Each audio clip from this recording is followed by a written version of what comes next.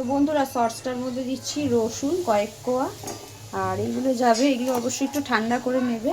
আর এখানে আমি লঙ্কা দিচ্ছি, শুকনো লঙ্কা অবশ্যই। তারপরে কড়াইতে রিফাইন তেল দিয়ে একটু সামান্য পরিমাণে নুন দিয়ে নাড়াচাড়া, তো এটা পেস্ট করে নিচ্ছি। ওইদিকে দেখো স্কিনগুলো তুলে ফেলে দিতে হবে, যে টমেটোর যে উপরে স্কিনটা আছে এরকম তুলে ফেলে দিতে হবে। তারপরে আমি সসটা বানাবো। স্টপ করে নিয়েছি, অল্প স্লাইট একদম তেল দিয়ে নিয়েছি, এর মধ্যে দিয়ে দেবো নুন।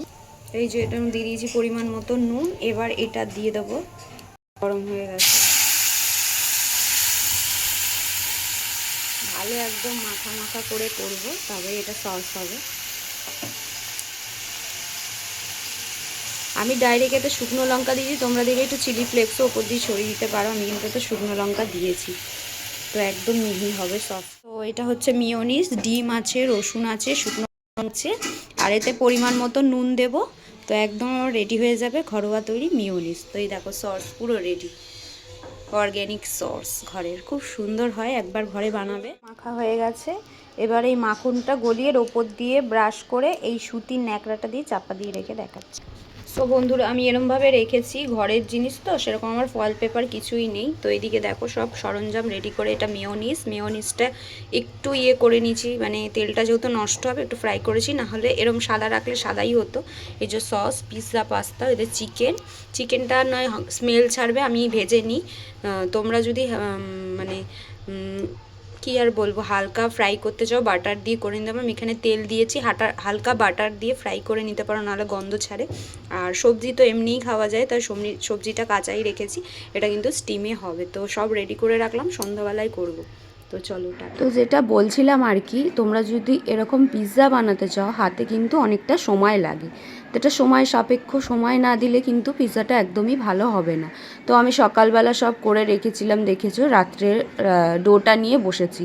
আমি না এখান থেকে 3টে পিৎজা বার করেছি, তাই আমার মানে লাস্টের পিৎজাটা একটু পাতলা হয়ে গিয়েছিলো। বাই দ্য ওয়ে ফার্স্টের পিৎজাটা খুব সুন্দর হয়েছিল, সেকেন্ড বাবানকে যেটা স্কুলে দিয়েছি বানিয়ে ওইটাও খুব সুন্দর হয়েছে, আর থার্ডটা একটু মানে ময়দাটা শর্ট পড়েছিল, কারণ আমার অনেকজনকে মানে আমার দেওয়ার লোক ছিল, তো তাই জন্য সেই কারণে তো দিতে হয় উপরে নিচে, তারপর আমাদের বাড়িতে একটু দিতে হয়েছিল ওই কারণেই। তো তোমরা যখন বানাবে না, একটু যদি কাউকে দেওয়ার হয় ডোটা একটু বেশি নেবে। তো এইদিকে দেখো আমি 2টো রুটি বেলেছি, একটা বড় রুটি আর একটা ছোট রুটি। তো একটা রুটিতেও হয়, তোমরা যদি না চাও একটাতেও করতে পারো। 2টো রুটি দিলে কি হয়, পিৎজাটা না একটু সুন্দর হয়, খাস্তা হয় খেতে, আর একটু মোটা হয়। তো যাই হোক, এই দেখো এইখানে ফুটো ফুটো করে দেবে যাতে সসগুলো ঢোকে, ঠিক আছে। আমি এরকম ফুটো ফুটো করে নিলাম। ফার্স্টে কিন্তু যেটা বলছি ভালো করে শুনবে, বড় রুটিটা নিচে যাবে আর ছোট রুটিটা ওপরে থাকবে। তো বড় রুটির ওপরে যা যা লাগে, মানে এই যে ফার্স্ট হচ্ছে পিৎজা পাস্তা সস, যেটা আমি বানিয়েছিলাম পিওর অর্গ্যানিক বাড়িতে। তো এটা না ভালো করে পেস্ট করবে। তো আমার একটু পেস্ট মানে একটু হয়েছিল, তাই জন্য একটু লঙ্কা দেখা গিয়েছে। তো ভালো করে পেস্ট করবে, কাজের মাঝে করেছি তো ভালো করে পেস্ট করবে, যেই জন্য বলে দিলাম। আর হচ্ছে মেয়োনিজটা সাদা থাকে, আর আমার এই মেয়োনিজটা হয়েছে হালকা একটু কড়াইতে তেল ছিল, তাই আমি দিয়ে নাড়াচাড়া করে নিয়েছি, তাই জন্য কালারটা এরম হয়েছে, নাহলে সাদাই হয়, তোমরা দেখেছো এর আগে। আর একটু গোলমরিচ গুঁড়ো উপর থেকে ছড়িয়ে দেবে, ঠিক আছে। গোলমরিচ তোমরা যদি ঝাল বেশি খেতে চাও তো একটু, অবশ্যই এখানে ঝালের কিছু নেই তো তাহলে গোলমরিচ গুঁড়ো দেবে, আর হচ্ছে চিলি ফ্লেক্স দেবে বেশি করে যদি ঝাল খেতে চাও। আর যদি ঝালটা অ্যাভয়েড করতে চাও তাহলে একটু কম ফ্লেভার, কিন্তু একটু ঝাল না হলে ভালো লাগে না পিৎজা। তো এদিকে চিজ গ্রেট করে দেবে। হ্যাঁ, যেটা বলছিলাম, মজারেলা চিজটা কিন্তু অবশ্যই অ্যাড করবে, আমার কাছে ছিল না তাই আমি দিইনি, মানে যাই হোক এটার প্রচুর দাম। তো আমি সাধারণত দোকান থেকে যে চিজটা পাওয়া যায় সেই চিজটাই অ্যাড করেছি।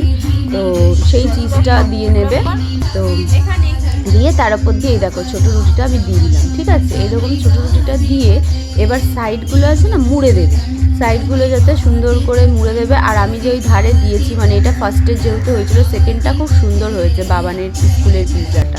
এইটা হচ্ছে মানে এটা আমাদের ঘরের জন্য করেছিলাম, মানে আমাদের উপরে খাবার জন্য, তো আমাদের 3জনের জন্য। তো আর বাবানের স্কুলেরটা একটু মাঝারি, আর দেওয়ারটা আরেকটু পাতলা হয়ে গেছিলো। তো যাই হোক এইগুলো ছোট ছোট ছোট ছোট কিউব করে দেবে। তো আমার কাছে যা ছিল তাই দিয়েছি, তোমরা যে কোনো একটা দিয়েও করতে পারো, পনির, মাশরুম, যে কোনো কিছু। আমার কাছে যা যা ছিল তাই তাই অ্যাড করেছি। চিকেন দিয়েছি, পনির দিয়েছি, কর্ন দিয়েছি, ক্যাপসিকাম, তারপরে পেঁয়াজ, আর হচ্ছে যেটা বলছিলাম, আর এইগুলো হচ্ছে ওপরে চিজটা গ্রেট করে দিয়ে দেবে। যত চিজই দেবে, চিজ যত ভরাবে তত ভালো লাগবে পিৎজা।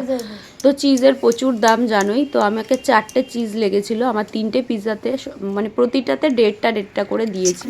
ওপরে একটা গ্রেট করে দিয়েছি আর নিচে হাফ দিয়েছি, তাই আমার 4খানা চিজ লেগেছে। তো মোজারেলা চিজটা অবশ্যই অ্যাড করো, আর না পারলে এই চিজেই করো, দুর্দান্ত লাগে খেতে। দেখো আমি ঘরোয়া পদ্ধতিতে করেছি, মানে এত সুন্দর হয়েছিল খেতে, মানে না খেলে একবার যদি না করো বুঝতে পারবে না। তো এই দেখো চিলি ফ্লেক্সও কিন্তু ঘরে তৈরি করা যায়। চিলি ফ্লেক্সটা আমি বলে দিই, শুকনো লঙ্কা মানে শুকনো কড়াইতে ভালো করে ভাজবে, ভালো করে একদম ড্রাই রোস্ট করবে, করে তার ওপর দিয়ে মানে ছালটা, বীজগুলো নিয়ে নেবে আর ছালটা ফেলে দেবে।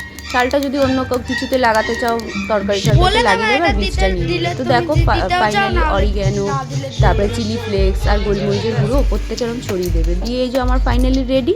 হ্যাঁ, এবার লাস্টে যখন একদম পিৎজাটা বাইরে বার করবে তখন কিন্তু অবশ্যই অরিগ্যানো একবার ছড়িয়ে দেবে, চিলি ফ্লেক্স ছড়িয়ে দেবে, তাহলে আরও ভালো লাগে খেতে। এটা তো হয়ে গেল, এটা পুরো মিক্সড হয়ে যাবে, সব একদম একসাথে হয়ে যাবে। 40 থেকে 45 মিনিট একদম করবে, 40 থেকে 45 মিনিট কুক করবে।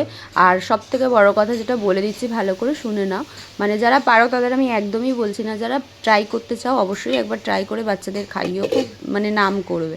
তো সাইড দিয়ে একটা কাঠি নিয়ে দেখে নেবে, ঠিক আছে হয়েছে কি না। তো সাইড দিয়েই দেখো কাঠিটা আমি ঢুকিয়ে দেখে নিলাম, কোনো কিচ্ছু মানে ময়দা টয়দা লাঞ্চ কোনো কিছু লেগেনি গায়ে। তো আমার পিৎজাটা একদম রেডি।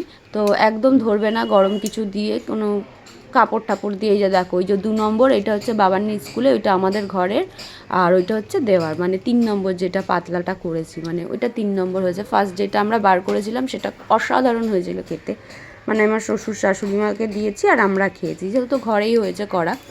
আর 2 নম্বরটা হচ্ছে বাবানি স্কুলে ফুড ফেস্টিভ্যাল রয়েছে, বাবানকি স্কুলে দিয়ে দেবো, ওটা পুরোটাই স্কুলের খাবে।